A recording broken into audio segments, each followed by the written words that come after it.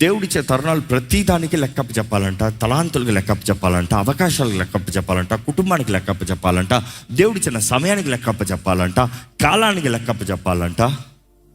So లెక్కప్ప చెప్పే వరకు ఉన్నామా? ఈరోజు మీకు ఒకే సవాల్, check yourself, check yourself, check yourself. అనేకసార్లు డిసెంబర్ అన్న వెంటనే క్రీస్తు జన్మించాడు అన్న ఒక మాటను పెట్టుకుని క్రిస్మస్ సంబరాలు అనుకుంటూ అనేకసార్లు we miss out the point of self examination.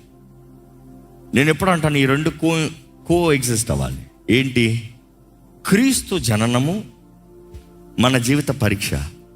అప్పుడు తెలియజేయబడుతుంది, అరే నేనేం లేనురా, నేను వేస్ట్, నా వల్ల నాకు కుదరదు, నేను ఒక్కడనే నేను ఏమి చేయలేను, నా అంతటా నేను ఏం చేయలేను. నా కొరకు రక్షకుడు వచ్చాడు, నా కొరకు మెస్సయ్య వచ్చాడు. నా పర్ఫార్మెన్స్ చాలన్నప్పుడు, నా జీవితం అంతటా నేను బ్రతకలేనప్పుడు, నాకంతటా నాకు కుదరదన్నప్పుడు నా కొరకు రక్షకుడు వచ్చాడు.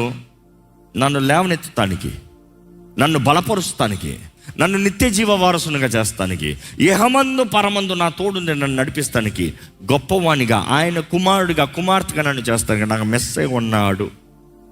సో ఈ క్రీస్తు ఆరాధన అన్నప్పుడు, క్రీస్తు జననాన్ని అన్నప్పుడు unqualified man, failure man, useless పర్సన్ని పరమ చేరుస్తానికి అర్థము దేవుని బిడ్డలుగా మార్చి ఆ రాజ్యం ఉంచడానికి క్రీస్తు దేవుడు తానే ఈ లోకంలోకి వచ్చాడని జ్ఞాపకం చేసుకోవాలండి. So it is very important that you study the word of God. చాలామంది అంటారు, ఎట్లా ఏది చేయాలో, ఎట్లా బ్రతకాలో అర్థం కావట్లేదని చాలామంది అడుగుతుంటారు. ఇక్కడ యవనస్తులు ఉన్నారు కాబట్టి చెప్తున్నాను, make sure you read Proverbs. మిమ్మల్ని అడుగుతున్నా, ఎంతమంది ఇక్కడ సామెతలు చదివి ముగించారు? చేతులు ఎత్తారా? ఎన్ని గుర్తున్నాయి చెప్పండి, ఒక సామెత చెప్పండి. You see that is the problem, we read but we don't remember. దేవుని వాక్యం చూస్తే వినేవారు అనేక మంది అంట, దాని ప్రకారం జీవించేవారు కొందరే. జీవించే వారికే రిజల్ట్, వినేవారికి కాదు. వింటూ అందరూ వింటారు, వింటం కాదు రిజల్ట్ ఇచ్చేది, జీవించే విధానం. What you read that you follow. అదే ప్రారంభించాను. ఏంటి అది? మీరు తెలిసి, తప్పు అని తెలిసి, చేయకూడదని తెలిసి, దేవునికి విరోధమని తెలిసి, వాక్యానికి విరోధమని తెలిసి చేసినది ఏంటి?